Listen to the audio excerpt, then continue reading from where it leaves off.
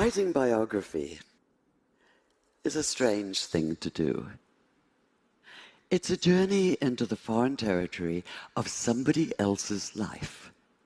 A journey, an exploration that can take you places you'd never dreamed of going and still can't quite believe you've been, especially if, like me, you're an agnostic Jew and the life you've been exploring is that of Muhammad.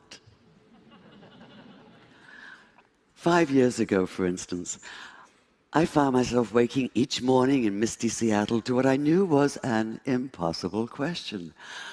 What actually happened one desert night, half the world and almost half of history away? What happened, that is, on the night in the year 610 when Muhammad received the first revelation of the Quran on a mountain just outside Mecca? This is the core mystical moment of Islam. And as such, of course, it defies empirical analysis. Yet the question wouldn't let go of me. I was fully aware that for someone as secular as I am, just asking it could be seen as pure chutzpah. And I plead guilty as charged, because all exploration, physical or intellectual, is inevitably, in some sense, an act of transgression, of crossing boundaries. Still, some boundaries are larger than others. So, a human encountering the divine, as Muslims believe Muhammad did? To the rationalist, this is a matter not of fact, but of wishful fiction.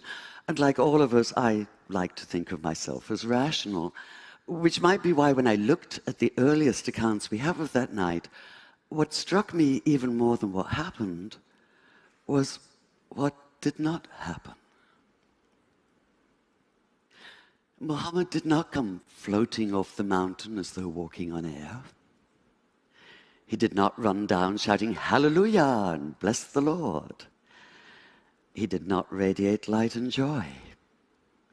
There were no choirs of angels, no music of the spheres, no elation, no ecstasy, no golden aura surrounding him, no sense of an absolute foreordained role as the messenger of God.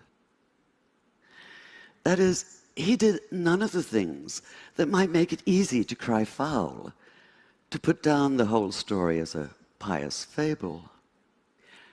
Quite the contrary.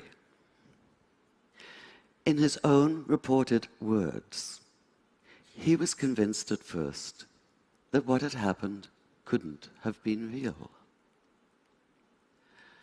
At best, he thought it had to have been a hallucination, a trick of the eye or the ear perhaps, or his own mind working against him. At worst, possession, and he'd been seized by an evil jinn, a spirit out to deceive him, even to crush the life out of him. In fact, he was so sure that he could only be Majnun, possessed by a jinn, that when he found himself still alive, his first impulse was to finish the job himself, to leap off the highest cliff and escape the terror of what he'd experienced by putting an end to all experience.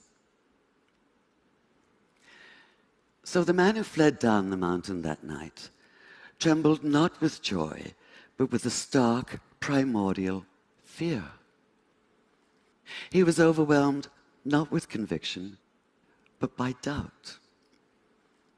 And that panicked disorientation, that sundering of everything familiar, that daunting awareness of something beyond human comprehension, can only be called a terrible awe.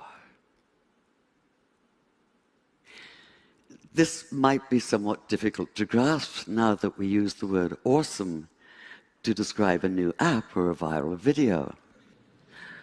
With the exception, perhaps, of a massive earthquake, we're protected from real awe. We close the doors and hunker down, convinced that we're in control, or at least hoping for control.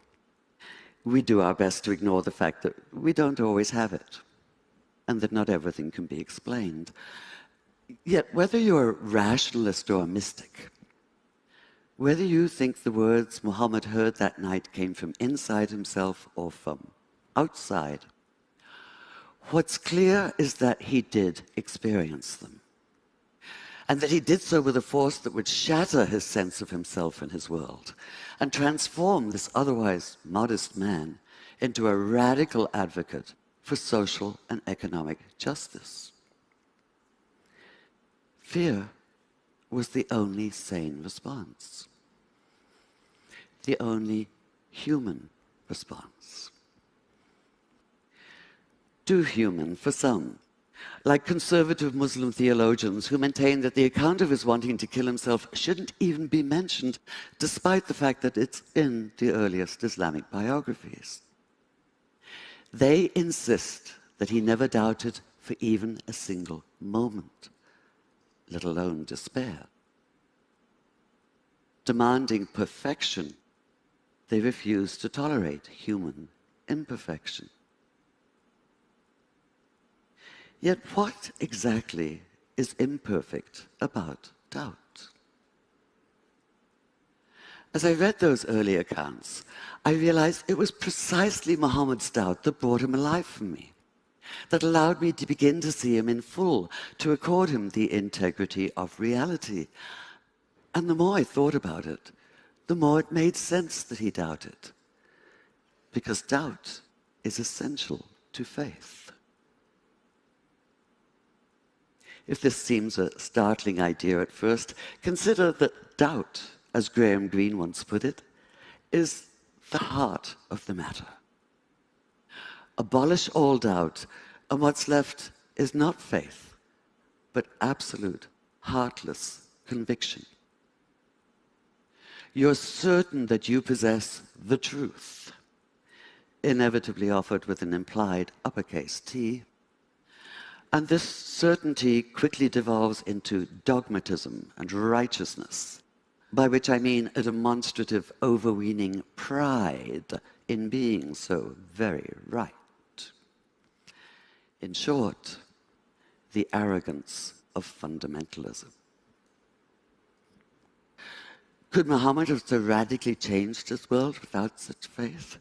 Without the refusal to cede to the arrogance of closed-minded certainty? I think not. After keeping company with him as a writer for the past 5 years, I can't see that he'd be anything but utterly outraged at the militant fundamentalists who claim to speak and act in his name in the Middle East and elsewhere today. He'd be appalled at the repression of half the population because of their gender. He'd be torn apart by the bitter divisiveness of sectarianism.